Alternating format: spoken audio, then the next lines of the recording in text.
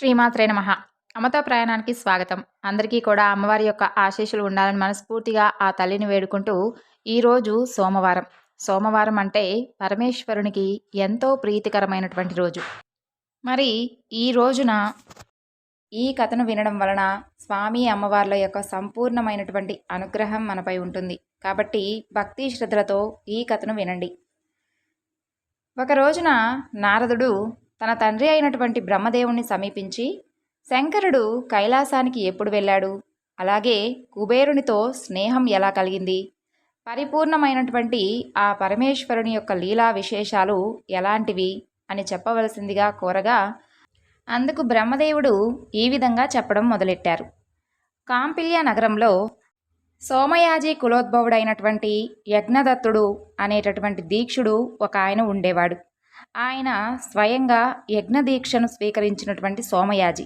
అంతేకాదు, శ్రౌత కలాప యందు వేదచోదితమైనటువంటి యజ్ఞములను చేయించుట యందు బహు ప్రజ్ఞావంతుడు, వేదాంగ పారంగతుడు, రాజమాన్యుడు, వదాన్యుడు, కీర్తిభాజనుడు, నిత్యాగ్నిహోత్రి సుందరుడు.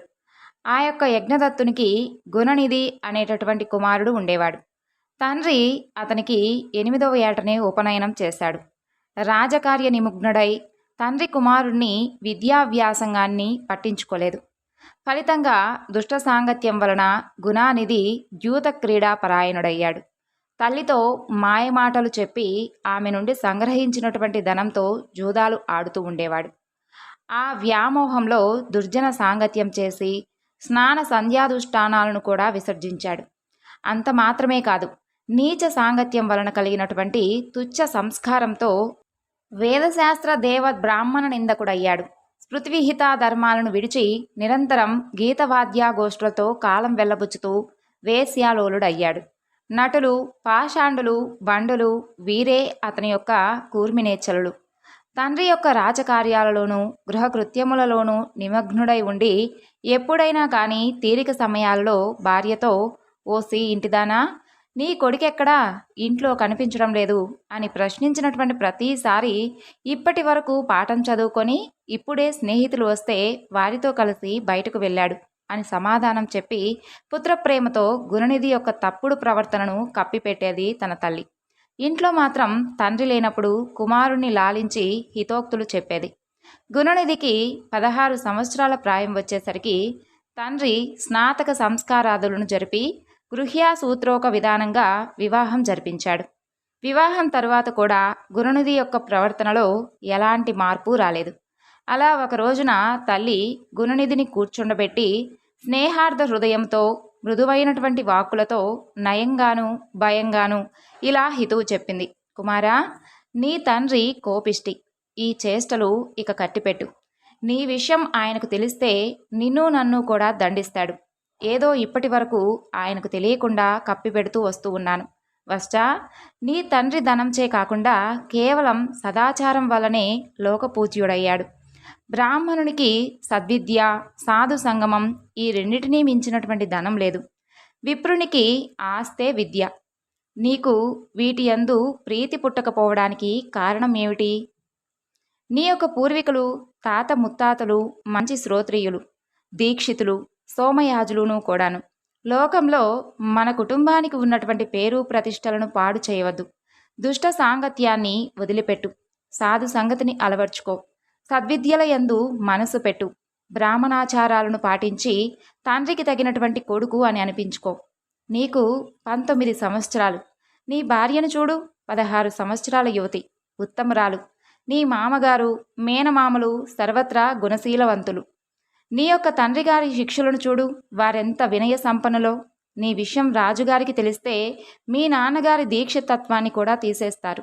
కాబట్టి ఇక నుంచి నీ యొక్క దుష్ట సాంగత్యాన్ని కట్టిపెట్టు. అప్పుడు మనకు పూట గడవడం కూడా కష్టమైపోతుంది.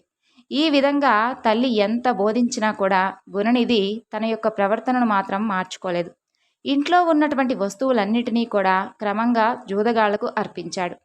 అలా ఒక రోజున తండ్రి అయినటువంటి దీక్షితుడు వీధిలో ఒక జూదగాని వ్రేలికి ఉన్నటువంటి తన యొక్క వజ్రపుటంగరాన్ని చూసి వాడిని గుచ్చి గుచ్చి అడిగేసరికి అతను ఈ విధంగా బదులిచ్చాడు. ఓ దీక్షిత స్వామి, దీనిని నేనేమీ చౌర్యం చేయలేదు. నీ కొడుకే దీనిని జూదంలో పోగొట్టుకున్నాడు. ఇదొక్కటే కాదు, ఇంకా చీరలు, సొమ్ములు చాలానే ఉన్నాయి. ఆ వరుసలో ఈ నగరంలో అతనితో సమానమైనటువంటి జూదగాడే లేడు. నీతో సమానమైనటువంటి శ్రోత్రియుడు లేడు. అసలు విషయం నీకిప్పటి వరకు తెలియలేదంటే నాకు ఆశ్చర్యంగా ఉంది. మొదటిసారిగా తన కుమారుని యొక్క దుష్ప్రవర్తన గురించి ఒక జూదరి నోట విన్నటువంటి దీక్షితుడు సిగ్గుతో తలను భుజాలను కూడా వంచుకొని ఉత్తరీయంతో శిరస్సును కప్పుకొని వడివడిగా అడుగులు వేసుకుంటూ ఇంటికి చేరుకొని భార్యను పిలిచి ఈ విధంగా అన్నాడు. ఓసి సోమిదేవమ్మ, ఇలా రా. గుణనిధి అయినటువంటి నీ కొడుకు ఎక్కడా? సరే, ఆ భ్రష్టునితో నాకేం పనిలే. రాజుగారు నాకు బహుమతిగా ఇచ్చినటువంటి రత్నాంగుళీయాకాన్ని తైలాభ్యంగన వేళ చిరునవ్వులు చిలికిస్తూ గిలికింతలు పెట్టి మరీ, ఏది ఇలా ఇవ్వండి, నేను జాగ్రత్తగా భద్రపరుస్తాను అని తీసుకున్నావు గుర్తుందా? ఏది ఆ ఉంగరం? ఇప్పుడెక్కడుంది? వెంటనే వెళ్ళి తీసుకొనిరా. ఆ మాటలను విన్నటువంటి సోమిదేవమ్మ భయపడిపోయి పైకి గాంభీర్యాన్ని నటిస్తూ ఇలా అంది. నెత్తి మీద సూర్యుడు నిప్పులు కక్కుతూ ఉన్నాడు. మధ్యాహ్నం 12 గంటలైంది. స్నానానికి ఏర్పాట్లు చేశాను. ముందు వెళ్ళి స్నానం చేసి అనుష్ఠానం తీర్చుకొని భోజనం చేయండి. ఆ ఉంగరాన్ని ఎక్కడో భద్రంగా దాచాను, వెతుకుతాను. ఇప్పుడు దానికేం తొందర ఉంటుంది చెప్పండి? ముందు వెళ్ళి మీరు స్నానం చేసిరండి.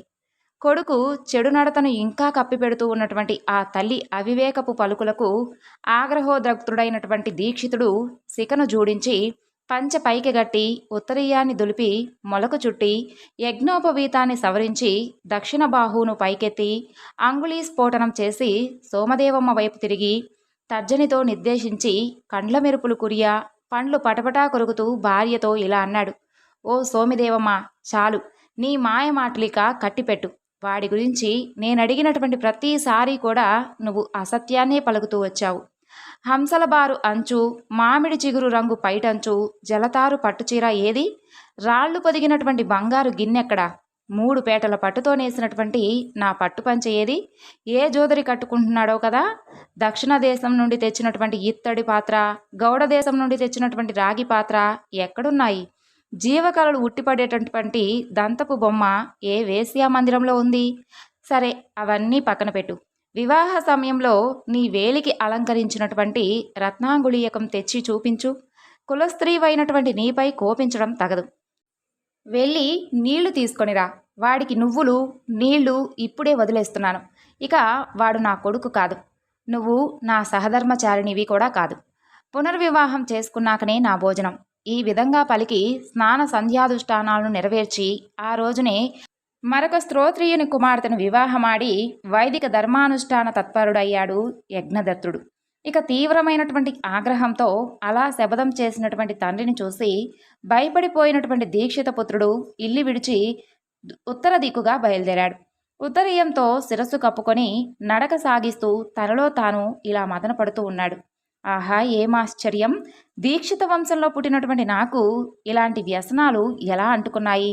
నా వద్ద ధనం లేదు. పోనీ విద్యాగంధం ఉందా అంటే అది ముందే లేదు. దేశాంతరం ముందున్నటువంటి వాడికి విద్య ఉత్తమమైనటువంటి స్నేహితుడు కదా. ధనహీనునికి సుఖాలు ఆమడ దూరంలో ఉంటాయి. గమ్యం లేనటువంటి ఈ నడక ఎంతవరకు పోగలను?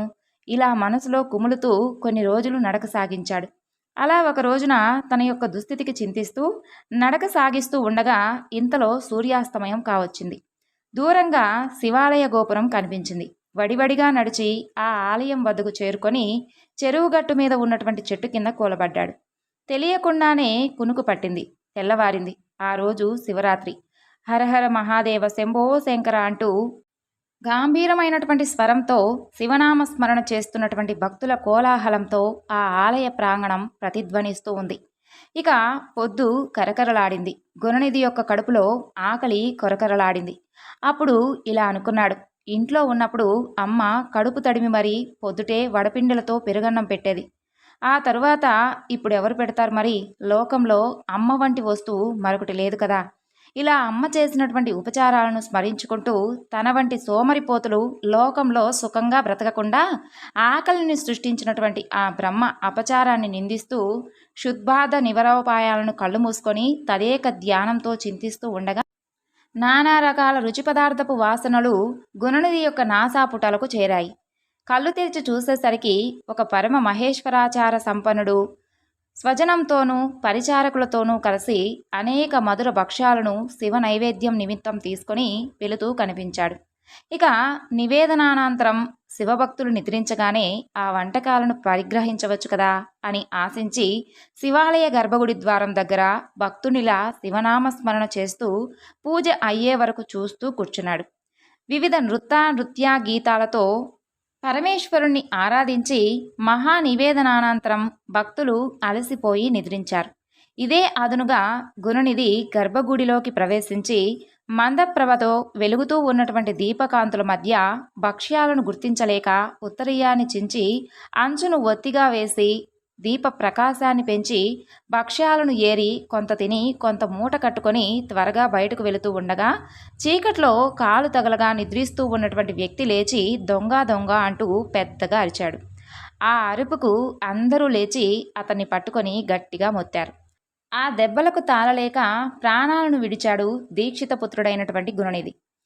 అతన్ని యమలోకానికి తీసుకొని వెళ్ళేటటువంటి నిమిత్తం పాశముద్గురపానులైనటువంటి యమభటులు వచ్చారు.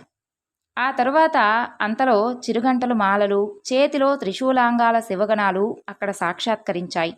వర్ణాశ్రమాచార ధర్మాలను తప్పి సంచరించినటువంటి పుణ్యపాప వివక్ష లేనటువంటి ఈ మూర్ఖుడు యమదండనకు అర్హుడు అంటూ యమభటులు వాదించారు. దానికి ప్రత్యుత్తరంగా శివదూతలు ఇలా బదులిచ్చారు. ఓ యమకింకరులారా, సూక్ష్మమైనటువంటి శివధర్మాలను వివరిస్తాం వినండి. ఇతను శివరాత్రి నాడు ఉపవాసం ఉండి జాగరణ చేశాడు. శివనామస్మరణ చేస్తూ శివపూజను కల్లారా చూశాడు. దీపాన్ని వెలిగించాడు. శివప్రసాదాన్ని తిన్నాడు. ఈ కృత్యాలను ఆచరించిన వాడు ఎవ్వరైనా సరే శివ సాలోక్యాన్ని తప్పక పొందగలడు. ఇతను కొంతకాలం శివలోకంలో ఉండి ఆపై పుణ్యఫలం చే కళింగరాజుగా జన్మించబోతున్నాడు. ఈ విషయాన్ని మీ యొక్క ఏలికకు వివరించండి. ఆ మాటలకు బదులాడలేక యమదూతలు వెళ్ళిపోయి యమునకు విన్నవించగా యముడు ఇలా అన్నాడు. భట్లారా, మీరు శివభక్తుల జోలికి వెళ్ళకండి. విభూదితో త్రిపుండ్రాలను ధరించిన వారిని, శరీరం అంతా కూడా భస్మం పూసుకున్న వారిని, రుద్రాక్ష జటాదారులను, శివవేషధారులను మీరు యమలోకానికి తీసుకొని రాకండి. ఆ విధంగా శివలోక ప్రాప్తిని పొందాడు గుణనిధి. అక్కడ శివగణాలతో కలిసి శివపార్వతులను చక్కగా సేవించి కొంతకాలం తర్వాత అరిందముడనేటటువంటి పేరు కలిగిన కళింగరాజుకు కుమారుడై జన్మించాడు. అతని పేరు దముడు. పూర్వజన్మ సంస్కారం చేత బాల్యం నుండే శివభక్తి అలవడింది.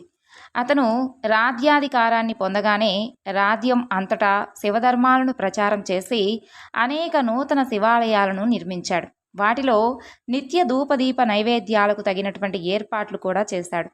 బ్రతికి ఉన్నంత వరకు శివభక్తి తత్పరుడై పూర్ణ జీవితాన్ని అనుభవించినటువంటి దముడు మరణానంతరం రత్నదీప కాంతులకు నిలయమైనటువంటి అలకా నగరానికి ప్రభువై కుబేరనామంతో దిక్పాలకుడయ్యాడు. శౌనకాది మునులకు సూతుడు గుణనిధి గురించి ఈ విధంగా వివరించాడు. మునులారా, కుబేరునికి శివునితో మైత్రి ఏ విధంగా కలిగిందో ఆ వృత్తాంతాన్ని కూడా చెబుతాను వినండి. పూర్వం పద్మకల్పంలో బ్రహ్మమానస పుత్రుడైనటువంటి పులస్త్యునకు విశ్రవసుడు అనేటటువంటి కుమారుడు కలిగాడు. అతనికి వైశ్రవణుడు అంటే కుబేరుడు అని పేరు పెట్టారు. అతను తన యొక్క తపస్సుచే పరమేశ్వరుణ్ణి మెప్పించి విశ్వకర్మ నిర్మితమైనటువంటి అలకాపురికి రాజై దానిని పాలించాడు. పాద్మకల్పం గతించి మేఘవాహన కల్పం రాగా యజ్ఞదత్తుని కుమారుడైనటువంటి గుణనిధి కుబేరుడై అలకాధిపతి అయ్యాడు. పూర్వజన్మ సంస్కారంచే శివభక్తి ప్రభావాన్ని ఎరిగినటువంటి కుబేరుడు కాశీ నగరాన్ని చేరుకొని అచంచలమైనటువంటి భక్తితో శివుని గురించి తపస్సు చేశాడు. అతని యొక్క తపశ్చర్యకు ప్రీతుడైనటువంటి విశ్వేశ్వరుడు విశాలాక్షితో కూడి సాక్షాత్కరించాడు. తపోధరుడైనటువంటి కుబేరుడు ఆ ఆది దంపతులను చూసి ఆ తేజస్సును చూడలేక వెంటనే కన్నులు మూసుకొని ఇలా ప్రార్థించాడు. ఓ దేవదేవా, చంద్రశేఖర, శంభో శంకర, నిన్ను ప్రత్యక్షంగా చూడగలిగేటటువంటి శక్తిని అనుగ్రహించు. అదొక్కటే నేను నిన్ను కోరేటటువంటి వరం.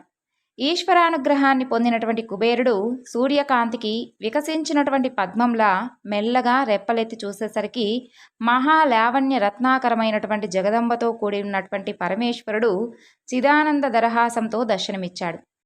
లోకనాథుని చెంత ఉమాదేవిని కూడా దర్శించినటువంటి కుబేరుడు ఇలా అనుకున్నాడు, ఆహా, ఏమా రూప సౌందర్యం, ఏమి ప్రేమ సౌభాగ్యం, ఏమా శోభ, ఏమా నయనద్యుతి. ఇలా శివకామిని సౌందర్యాన్ని సందర్శించి మితిమీరి అతి వేగంగా ప్రవర్తించినటువంటి కారణంగా కుబేరునికి ఎడమ కన్ను పగిలిపోయింది. దానిని పరికించినటువంటి పార్వతీదేవి పరమేశ్వరునితో, నాదా, ఏమి ఈ యొక్క దుష్ట తాపసుడు నా సౌందర్యాన్ని ప్రశంసిస్తున్నాడు? మదనాంతకులైనటువంటి మీ యొక్క దర్శన సౌభాగ్యాన్ని పొందాక కూడా ఈ యొక్క తాపసునిలో కామబీజం నశించలేదు అంటే తపస్సంతా కూడా వ్యర్థమైనట్లే కదా అని అంది. దానికి పరమేశ్వరుడు ప్రత్యుత్తరమిచ్చాడు, దేవి, ఇతను దుష్టుడు కాదు, మనకు ఇష్టుడైనటువంటి కుమారుడు. ఇతను నీ సౌందర్యాన్ని కాదు, సౌభాగ్యాన్ని వర్ణిస్తున్నాడు. నా అర్ధాంగివైనటువంటి నీవు నీ యొక్క తపస్సంపదను మనసులో మననం చేసుకొని మైమరిచిపోతూ ఉన్నాడు. దేవికి ఇలా ప్రత్యుత్తరం ఇచ్చినటువంటి పరమేశ్వరుడు కుబేరునితో, వశ్చా, నీ తపస్సుకు సంతోషించాను. నువ్వు నవవిధులకు నాదుడవవుతావు. గుహ్యాకులకు, యక్షులకు, కిన్నెరలకు, పుణ్యాత్ములకు ప్రభువుగా ఉంటావు. ఈ పైన నీవు నాకు నిత్య సన్నిహితుడవు. నేను నీకు సన్నిహితంగా అలకా నగరానికి సమీపంగా ఉంటాను. లోకపావని అయినటువంటి ఆమె నీ తల్లి, ఆమె పాదాలకు నమస్కరించు అని దయతో ఆజ్ఞాపించగానే కుబేరుడు ఆమె పాదాలపై పడ్డాడు. సుప్రసన్నమైనటువంటి మనస్కురాలైనటువంటి ఆ తల్లి కుబేరునితో, వశ్చా, నిరంతరం నీకు మా యందు భక్తి వర్ధిల్లునుగాక. ఈ పైన ఎర్రని ఒకే ఒక్క నేత్రం కలవాడు అవుతూగాక. నా యందు ఈర్ష్యను పొందేవు కాబట్టి కుబేరా, నీవు కుబేరా అనేటటువంటి నామంతో ప్రసిద్ధుడువవుగాక అని పలికింది. అలా కుబేరునికి వరాలిచ్చి అలకానగర సమీపంలో ఆది దంపతులు కైలాసాన్ని నివాసంగా చేసుకొని సుఖంగా ఉంటున్నారు. బ్రహ్మ తన కుమారుడైనటువంటి నారదునికి చెప్పినటువంటి విషయాన్ని సూత మహర్షి మునులందరికీ కూడా వివరించాడు. పరమ తపోధనులారా, పరమేశ్వరుడు తన యొక్క పూర్ణాంశ అయినటువంటి రుద్రావతారంలో అనేక కోట్ల రుద్రగణాలతో కూడి కుబేరుని యొక్క అలకానగర సమీపాన కైలాసంలో కొలువు తీరినటువంటి వృత్తాంతాన్ని చెప్తున్నాను వినండి. ఉమాసహితుడై పరమేశ్వరుడు తన యొక్క నిజస్థానానికి వెళ్ళి కుబేరునికి ఇచ్చినటువంటి ప్రతిజ్ఞాపాలన గురించి ఇలా ఆలోచించాడు. నా హృదయం నుండి పుట్టినటువంటి రుద్రుడు నిర్గుణ పరబ్రహ్మ, హరిబ్రహ్మాది సేవితుడు, నిరంజనుడు, మదభిన్నుడు, నా యొక్క పూర్ణాంశ కలవాడు. నేను ఆ రూపంతో నా యొక్క అనుచర గణాలతో కైలాసంలో విహరిస్తాను. అది నా యొక్క తపోభూమి అని సంకల్పించగానే రుద్రుడు ఉత్సాహంతో ముందుకు వచ్చి ఉత్సాహకారకము, సకల దేవతాహ్వాన స్ఫోరకము, గంభీర ధ్వనిపూరకము అయినటువంటి డక్కను నినదించాడు. ఆ యొక్క నాదాన్ని విన్నటువంటి బ్రహ్మ విష్ణువులు, మునులు, ఆగమాలు, వేదాలు, సిద్ధులు, దేవతలు, రాక్షసులు, ప్రమదులు, సర్వులు అక్కడకు చేరుకున్నారు. ముల్లారా, అక్కడకు చేరిన వారి యొక్క సంఖ్యను చెబుతున్నాను వినండి. ముందుగా గణపతులు, వీరందరూ కూడా మహాత్ములు, సర్వలోక నమస్కృతులు. శంఖకర్ణుడు అన్నటువంటి గణనాథుడు కోటి గణాలతోనూ, కేకరాక్షుడు 10, వికృతుడు 8, విశాఖుడు 64, పారియాత్రకుడు 9, సర్వాంతకుడు 6, శ్రీమాన్ దుందుబుడు 8, గణశ్రేష్ఠుడైనటువంటి జాలంకుడు 12, సమదుడు 7, వికృతానుడు 7, కపాలి 5, సంధారకుడు 6, కండకుడు 1, కుండకుడు 1, విష్టంబుడు 8, చంద్రతాపసుడు 8, మహాకేశుడు 1000, కుండివాహుడు, పర్వతకుడు, కాలుడు, కాలకుడు, వీరందరూ కూడా ఒక్కొక్కరు 12, మహాకాలుడు, అగ్నికుడు, సన్నాహుడు, కుముదుడు ఒక్కొక్కరు 100, అభిముఖుడు, ఆదిత్యమూర్ధుడు, ధనవాహనుడు ఒక్కొక్కటిగా, ఆమోగుడు, కోకీలుడు, సుమరంతకుడు ఒక్కొక్కటిగా, కాకపాదుడు, సంతానకుడు ఒక్కొక్కరుగా 60 మంది, మహాబలుడు, మదపింగుడు, పింగళుడు ఒక్కొక్కరు 9 కోట్ల గణాలతో వచ్చి చేరారు. నీలుడు 90 మందిగా, పూర్ణభద్రుడు కూడా 90 మందిగా, చతుర్భక్తుడు 7 మందిగా, కాష్టగూఢుడు, శుకేశుడు, వృషభుడు, చైత్రుడు, నకలీషుడు, లోకాంతకుడు, దీపాత్మ, దైత్యంకురుడు, భృంగిదేవుడు, రిటి, అశని, బానుకుడు, ఇలా 100 కోట్ల మంది గణాలు అక్కడ చేరుకున్నారు. కుబేరుడు పరమేశ్వరుణ్ణి, గణనాదాలను తక్కిన వారిని ఆదరంతో పూజించాడు. శంభుడు కుబేరుణ్ణి ఆలింగనం చేసుకొని ప్రీతమానసుడై మూర్ధగ్రానం చేసి అలకానగర సమీపంలో ఉండి విశ్వకర్మను పిలిచి అనుచర గణాలందరికీ కూడా తగినటువంటి నివాసాలను కైలాస పర్వత ప్రాంతాలయందు నిర్మించమని ఆజ్ఞాపించాడు. శివుని యొక్క ఆజ్ఞను శీఘ్రమే నిర్వర్తించాడు విశ్వకర్మ.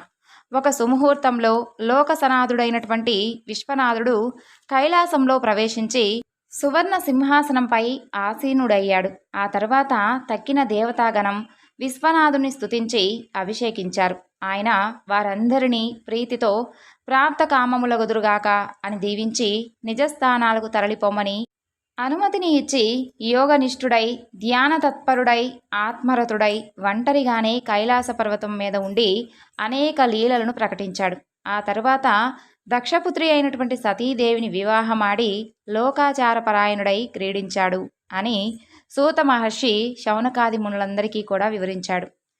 ఇంతటితో ఈ వివరణను ముగిస్తున్నాను. సర్వం శ్రీ లలితార్పణమస్తు. స్వస్తి.